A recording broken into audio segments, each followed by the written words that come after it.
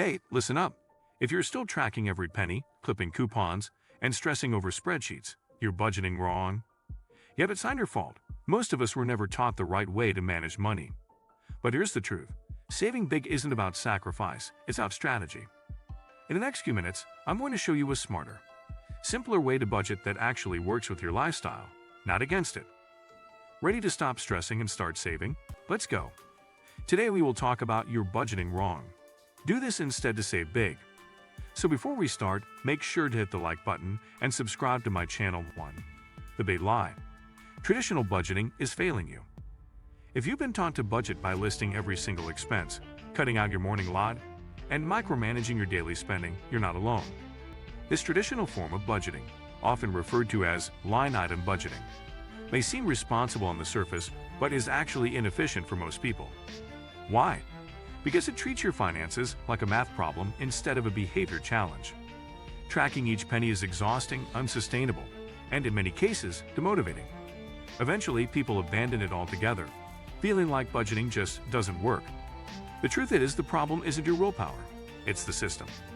Most traditional budgets don't account for human behavior, life unpredictability, or emotional spending triggers. They create guilt instead of financial clarity. 2. Why line item budgets lead to burnout? Let's be real. Categorizing every expense into buckets like groceries, entertainment, and transportation doesn't make you better at saving. It makes you better at spreadsheets. But personal finance isn't about being perfect with numbers. Life changes.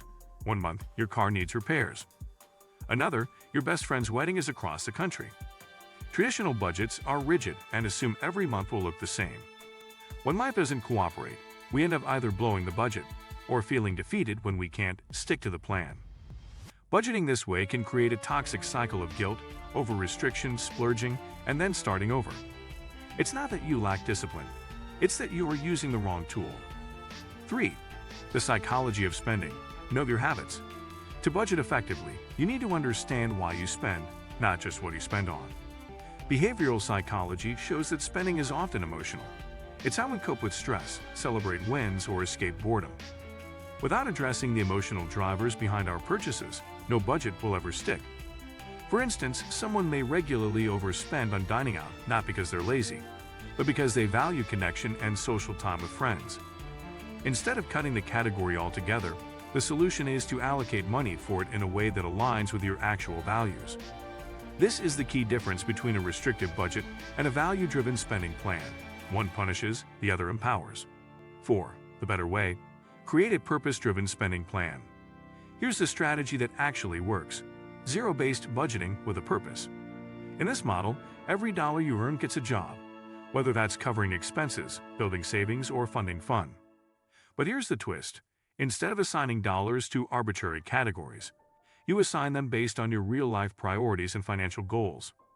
For example, if your top goal is to pay off debt, your budget should reflect that by making debt payments a fixed priority, not something that comes after groceries or subscriptions.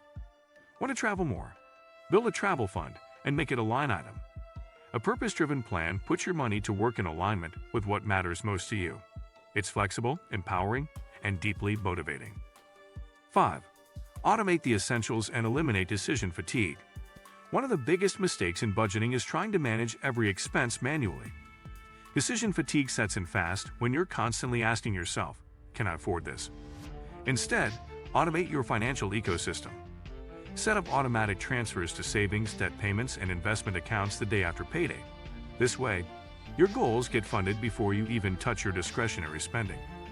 Automate bill payments to avoid late fees and protect your credit. Then give yourself a guilt-free spending allowance with what's left.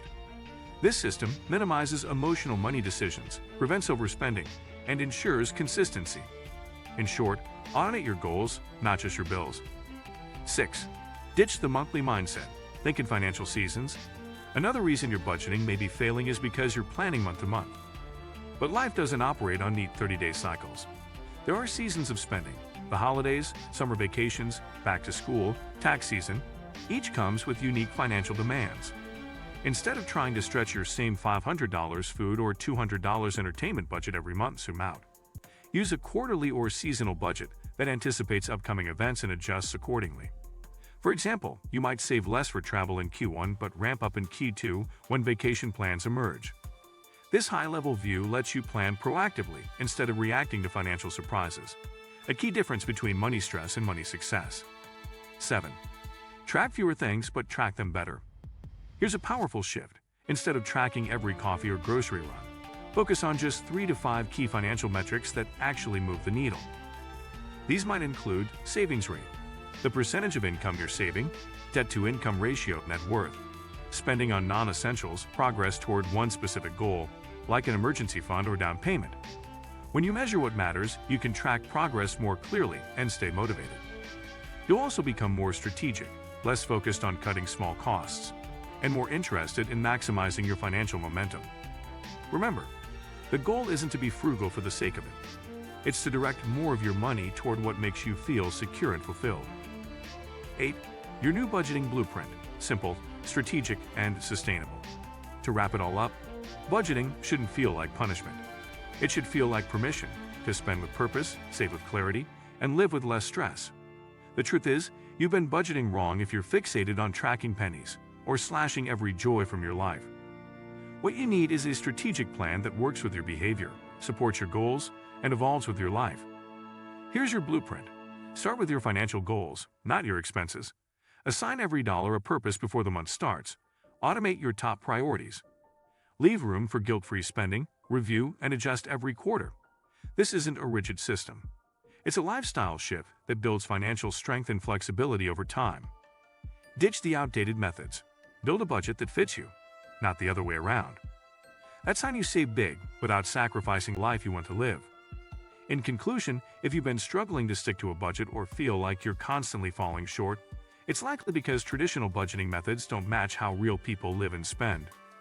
Forget the overly complicated spreadsheets and restrictive categories. What you need is a simple, intentional system that actually works. Instead of tracking every penny, focus on automating savings, prioritizing fixed essentials, and giving yourself flexible spending money guilt-free.